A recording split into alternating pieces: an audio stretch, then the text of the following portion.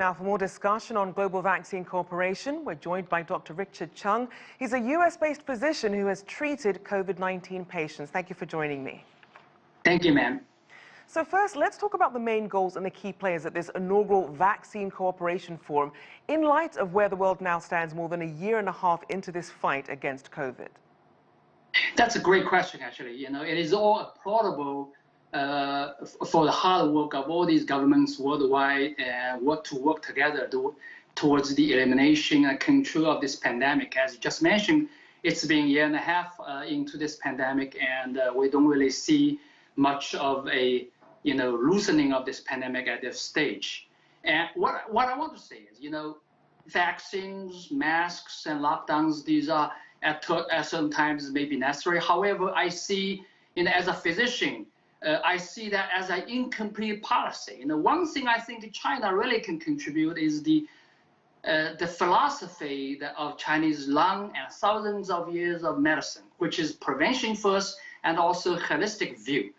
By that, I mean, I feel that we have not focused enough on individuals or consumers' collaboration. We need to educate and promote nutritional self-immune system of every individual to fight against the infections.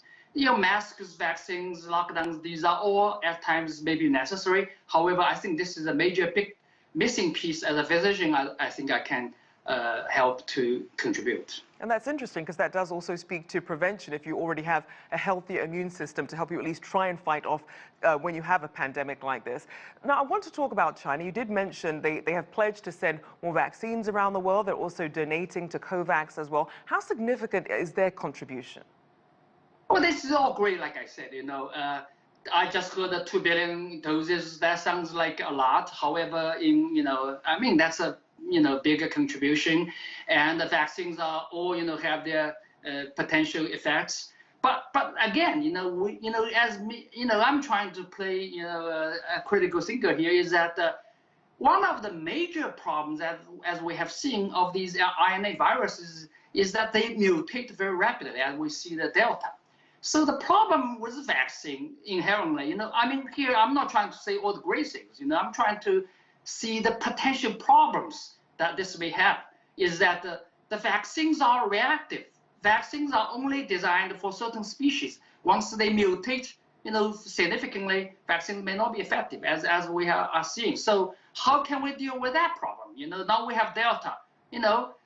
Next time, what variant will we have? And these things will mutate. How can we prepare and plan in advance? So again, coming back to, in addition to all these other great efforts or authorities the governments are doing, we need to focus on educating the consumers to living a healthy lifestyle, eating healthier, taking natural viral killing agents, right, including like the CND, and boost their own immunity. That is one big part of this whole global pandemic management policy I'm afraid not many countries have been talking about. And as you mentioned, it should take a holistic approach. Unfortunately, at this point, a lot of people are still trying to put out the fires that are right in front of them.